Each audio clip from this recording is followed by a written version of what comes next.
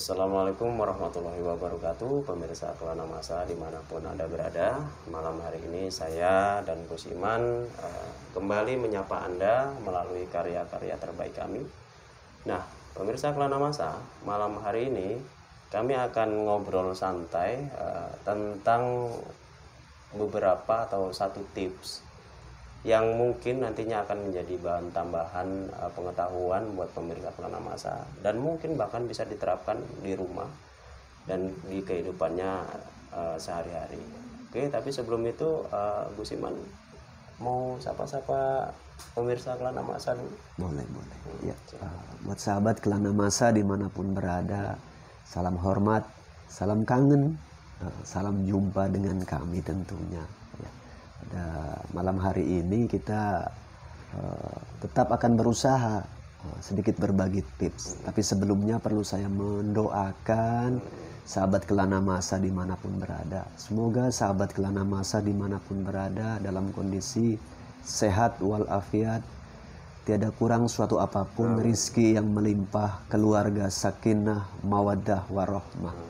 Dan bagi sahabat Kelana Masa yang hobi menggeluti dunia spiritual, semoga sedikit tips dari saya yang akan kita bahas, semoga bisa menjadi tambahan pengetahuan sahabat semua nantinya. Tapi dalam hal ini, nantinya tips yang akan saya bagikan tidak bertujuan untuk membenturkan pemahaman saya dengan pihak manapun. Ya, semoga saja nantinya bisa menjadi manfaat untuk semuanya dan bisa diterapkan dalam kehidupan bila mana mengalami problem terkait seperti yang akan kita bahas nantinya. Ya. Jadi begini Gus, sesuai obrolan kita tadi, ada keluhan yang mungkin saya sendiri mungkin atau beberapa orang sudah mengalami. Di rumah kita misalnya ada penghuni gaib atau jin. Nah, obrolannya kira-kira bagaimana cara mengusir makhluk gaib yang ada di rumah kita, tapi tidak secara paksa. Jadi versinya yang lembut, yang kira-kira yang bisa mengusir dia dengan sendirinya gitu. Kira-kira bagaimana kira-kira Gus? Ya, memang lebih baik saat kita mengusir makhluk gaib di rumah ataupun di tempat manapun kalau bisa bagi kalangan awam lah ya, karena mungkin belum begitu memahami, belum menjadi seorang pakar. Untuk kalangan awam khususnya memang ya gunakanlah cara yang lembut supaya tidak memancing anarkis dari pihak makhluk gaib ini. Ya. Tentunya caranya ya sebetulnya simpel dan mudah. Ya, mudah. Pertama yakni tanamkan keyakinan kepada Allah. Ya. Setelah itu jangan niatkan untuk mengusir makhluk gaib itu, tapi niatkan untuk mohon perlindungan kepada Allah. Ya. Itu yang harus dipasang dulu di awal. Jadi yang pertama rasa yakin kepada Allah ini memang harus dikukuhkan ya. Betul. Yang kedua ketika kita niatnya bukan niat untuk mengusir jin ya. Niatnya untuk mohon perlindungan kepada Allah. Jadi setelah dua tahap ini kira-kira tahap selanjutnya kira-kira apa? Bila mana itu lokasi di rumah yang kita tinggali ataupun di tempat yang lain, khususnya tempat yang kita tinggali rumah kan. Caranya sederhana ya. Cara yang pertama kita harus afdolnya lah begitu, siapkan air, kalau bisa air yang suci sahabat ya. Air yang suci itu bang, apa itu air suci? Air yang tohir mutohir, suci dan mensucikan ya. Air tohir mutohir itu biasanya, mana tahu abang bingung atau sahabat bingung, itu air yang seperti apa? Air yang bisa dipakai untuk berwudu ya. Itulah kategori tanda-tanda air tohir mutohir. Siapkan air itu di wadah, di baskom boleh, di mangkok boleh, di gelas pun boleh ya. Siap itu bawa ke tempat yang suci, tempat sholat lah lebih afdol seperti itu di rumah kita. Bacakan ayat-ayat Al-Quran. Ayat Al-Qurannya jangan terlalu banyak kali lah ya. Yang sederhana dan mudah-mudahan bisa untuk menjadi wasilah permohonan kita kepada Allah nantinya. Ayat apa itu tentunya? Penasaran? Oh iya. Yang mudah-mudah saja yang akan saya sampaikan. Iya, soalnya saya yang biasanya cuma mudah-mudah aja. Ya. Pertama, setelah kita udah siap air di wadah itu, bacakan surat Al-Fatihah. Sekali boleh, lebih gak ada masalah. Kedua, bacakan surat Al-Falaq, baru sambung surat An-Nas. Yang terakhir jangan lupa, bagi yang mampu, ya, bacakan surat Al-Baqarah dari ayat pertama sampai selesai.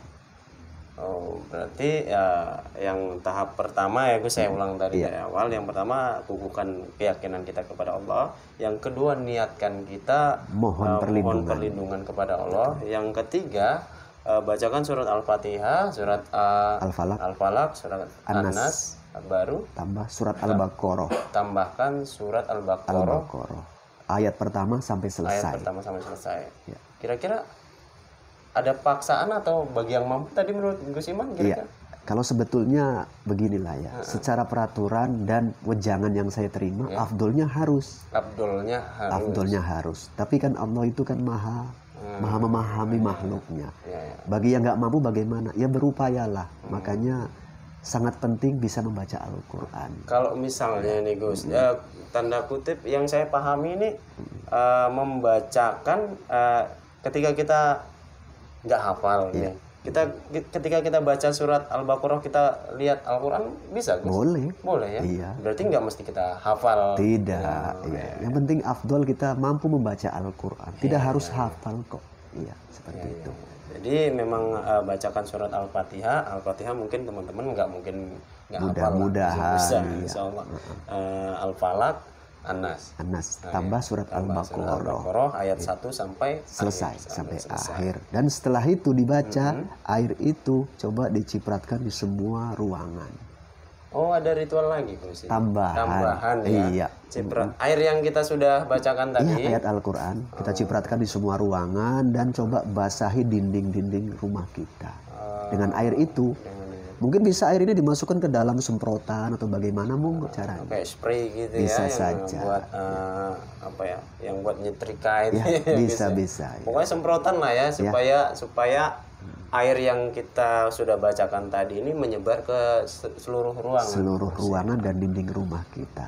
Jadi begini Gus, setelah ritual ini kita lakukan, bisa dibilang ritual lah ya, atau tahap-tahap ini kita lakukan, ada nggak seperti gejala atau tanda-tanda bahwa jin ini sudah pergi dari rumah kita? Iya. Kalau dibilangkan atau dipertanyakan apakah pasti ada tanda-tanda, nggak bisa dipastikan, tapi biasanya itu ada. Salah satunya terkadang makhluk gaib bila mana ada yang menempati di rumah kita, setelah kita mengamalkan kaifiat itu, ya, cara tersebut yang sudah saya sampaikan, terkadang bangsa gaib itu nanti mau menjumpai kita di alam mimpi kita. Mereka pamitan. Ya, itu mau seperti itu. Berarti setelah ritual tadi kita lakukan, mereka datang ke mimpi kita, dan kira-kira ngapain datang ke mimpi kita itu? Terkadang mereka itu pamitan bahwasanya mereka mau pergi dari rumah ini. Ya, dan kira-kira Gus, ada nggak itu kan yang jin pamitan mau pergi? Ada nggak yang kira-kira berontak gitu Gus? Ya. Kalau yang berontak biasanya itu jarang terjadi. Karena memang konsep yang saya munculkan dalam kesempatan kali ini cara yang damai atau cara yang slow. Tidak bertujuan untuk mengusir mereka dan tidak perlu diniatkan untuk menghajar mereka. Jadi mungkin cara kerjanya bagaimana itu kira-kira? Ketika kita mohon perlindungan kepada Allah, secara singkatnya Allah sudah kabulkan lah misalnya. Allah sudah kabulkan, berarti dengan sendirinya si jin ini merasa tidak nyaman. Salah satunya seperti itu. Tidak nyaman atas ya katakanlah Allah yang mengetuk hati mereka. Dan mereka bakal pergi dengan sendiri. Insya Allah seperti itu. Oke. Jadi Gus, ini kan tadi kan misalnya yang kita bakal ingin usir dari rumah kita tadi jin kafir. Kalau misalnya ketika kita sudah melakukan kiat-kiat tersebut Gus, ya ternyata penghuni rumah kita ini jin muslim. Apakah dia bisa masuk ke dalam mimpi kita dan meminta izin untuk bertempat tinggal di situ saja, jangan dengan meminta izin lah, mungkin dia sudah merasa ada ketukan apa ya, Allah langsung yang ketuk dia supaya dia pergi, tapi dia meminta untuk tinggal di situ dengan meminta izin kepada pemilik rumah, kira-kira bisa nggak? Kalau menurut saya kasus itu mungkin andai kata ada di luar sana cuma sangat kecil. Kecil Ya, ya. karena sebetulnya kalau betul jin ini muslim, ya, itu dia tahu tempat yang layak buat mereka. Ya, ini sebetulnya bukan di rumah. Ya. Mereka kadang makhluk gaib bangsa jin yang muslim malah lebih hobi tinggal di masjid, musola. Seperti itu. Itu ada memang penjelasannya. Makhluk gaib bangsa jin muslim terkadang tinggal di masjid, di musola, di tempat-tempat ibadah.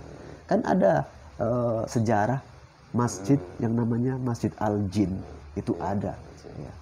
Jadi salah satunya memang seperti itulah.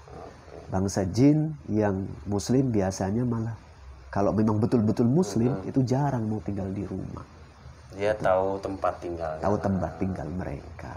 Dan Gus, kira-kira tahap yang tadi keyakinan itu sudah misalnya saya lakukan, mohon perlindungan kepada Allah sudah saya lakukan, membaca surat Al-Fatihah, Al-Falaq sama An-Nas tambah surat Al-Baqarah sampai selesai dan menyemprotkan air yang sudah kita bacakan tadi itu sudah selesai.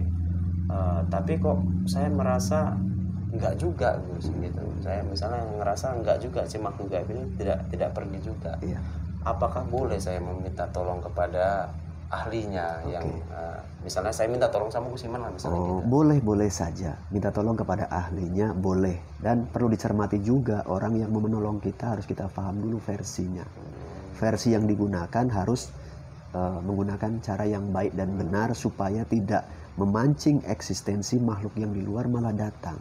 Kenapa saya pesan seperti itu? Karena saya banyak menjumpai kasus yang terkesan bertolak belakang cara yang digunakan. Bukan mengusir saat minta tolong kepada yang mungkin yang dianggap ahlinya, tapi ternyata metode yang digunakan malah mengundang, ya, mengundang makhluk gaib. Lagi-lagi memang kita harus cermat dan tepat menentukan pilihan kemana kita akan bertanya dan secara syariat meminta tolong sebagai wasilah. Ya, biasanya di kalangan para ulama lah, para ustadz yang memang membidangi dan kompeten di hal tersebut. Ada pertanyaan lanjutan. Boleh.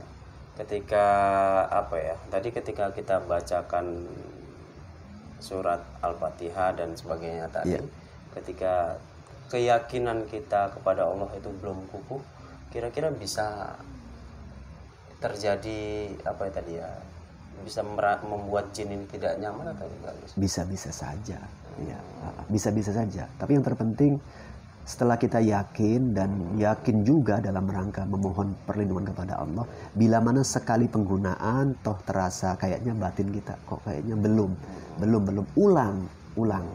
Seminggu sekali boleh, mau tiap hari pun boleh untuk awal-awalnya, sebulan sekali pun boleh, ya. Dan yang lebih penting lagi jangan dilupakan, hidupkan nuansa keagamaan di rumah kita. Ibadah kita penuhkan, mengaji, membaca Al-Quran, ya, di rumah. Coba didawamkan. Jangan sampai rumah kita seperti kuburan. Ya. Karena kalau rumah nggak dipakai buat membaca Al-Quran, itu seperti kuburan. Ya. Jadi seperti itu. Bukan karena ingin mengusir jin aja kita meminta tolong kepada Allah gitu ya Gus. Betul. Setelah itu juga memang bahkan mungkin sebelum itu ya Gus ya, kita jalankan atau kita hidupkan nuansa Islami atau nuansa ibadah di rumah kita. Betul. Harus seperti itu. Oke. Kira-kira bagaimana Mas? Saya rasa mungkin cukup lah. Oke. Jadi berarti untuk untuk penonton mungkin.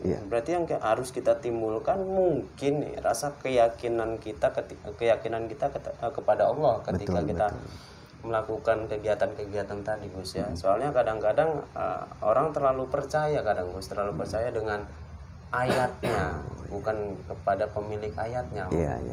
Kira-kira untuk hal tersebut ada yang mau disampaikan kepada penonton dari Gus Iman? Ya, pada intinya ayat Al-Quran ini adalah kalamullah.